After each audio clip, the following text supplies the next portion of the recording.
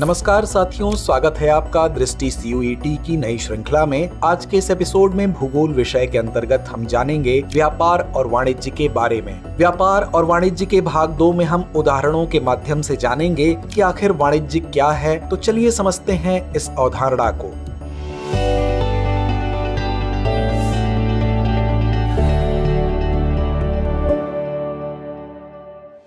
वाणिज्य यानी कॉमर्स आर्थिक गतिविधियों का एक महत्वपूर्ण क्षेत्र है जो वस्तुओं और सेवाओं के उत्पादन, वितरण और विनिमय पर केंद्रित है। वाणिज्य का मुख्य उद्देश्य व्यावसायिक गतिविधियों के माध्यम से आर्थिक समृद्धि को बढ़ावा देना और सामाजिक विकास में योगदान देना है। इसमें विभिन्न गतिविधियां और उप क्षेत्र शामिल होते हैं, जैसे व्यापार, विनिमय, विपणन, वितरण, वित्त, बीमा आदि। तो आइए इसे एक उदाहरण से समझते हैं।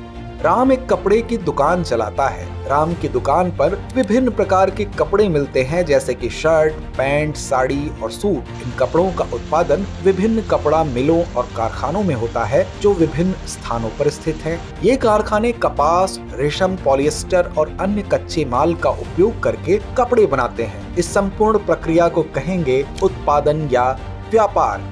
जब कपड़े का उत्पादन हो जाता है तो इसे राम की दुकान तक पहुंचाया जाता है। इसमें थोक व्यापारी, परिवहन कंपनियां और डिस्ट्रीब्यूटर शामिल होते हैं। थोक व्यापारी कपड़ा मिलों से बड़ी मात्रा में कपड़े खरीदते हैं और फिर उन्हें खुदरा विक्रेताओं जैसे राम की दुकान को बेचते हैं। इसे कहेंगे वितरण या डिस्ट्रीब्यूशन। अब राम अपनी दुकान के लिए रणनीतियां अपनाता है ताकि अधिक से अधिक ग्राहक उसकी दुकान पर आएं। वह अपने कपड़ों की गुणवत्ता, नवीनतम फैशन और उचित मूल्य की जानकारी देने के लिए विज्ञापन करता है। राम अपनी दुकान के बाहर पोस्टर लगाता है, लोकल समाचार पत्र में विज्ञापन देता है और सोशल मीडिया पर भी प्रचार करता है। इसे कहेंगे विपणन या मार्केटिंग।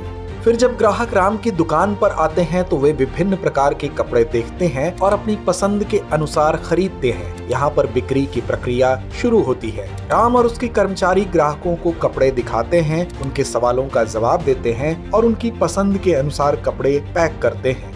यह कहलाएगा बिक्री या सेल्स। अब ध्यान दीजिए कि राम के व्यापार को सफलतापूर्वक चलाने के लिए वित्तीय संसाधनों की आवश्यकता होती है। उसे दुकान किराया, बिजली बिल, स्टाफ वेतन और अन्य खर्चों के लिए पैसे की जरूरत होती है। इसके लिए राम बैंक से ऋण ले सकता है या अपने पिछले मुनाफे का उपयोग कर सकता है। इसे कहेंगे वित्त प्रबंधन या फाइनेंस मैनेजमेंट। अब आखिर में राम ने अपनी दुकान और स्टॉक का बीमा करवा रखा है ताकि किसी अप्रत्याशित घटना जैसे आग, चोरी या प्राकृतिक आपदा की स्थिति में उसे वित्तीय सुरक्षा मिल सके। बीमा कंपनी उसे नुकसान की भरपाई करेगी, जिससे राम का व्यापार सुरक्षित रहेगा। इसे कहेंगे बीमा। इस उदाहरण से हम देख सकते हैं कि वाणिज्य एक व्यापक और जटिल प्रक्रिया है जिसमें उत्पादन, वितरण, विपणन, बिक्री, वित्त और बीमा जैसी विभिन्न गतिविधियां शामिल होती हैं। तो आइए अंत में नोट करते हैं आज का अभ्यास प्रश्न। बीमा का मुख्य उद्देश्य क्या होता है? विकल्प ए बिक्री बढ़ाना, विकल्प बी अप्रत्याशित घटनाओं से वित्तीय सुरक्षा प्रदान करना, विकल्प सी वितरण से चैनल का विस्तार करना या विकल्प डी उत्पाद की गुणवत्ता सुनिश्चित करना। तो इस प्रश्न का जवाब कमेंट बॉक्स में देना ना भूलें। धन्यवाद।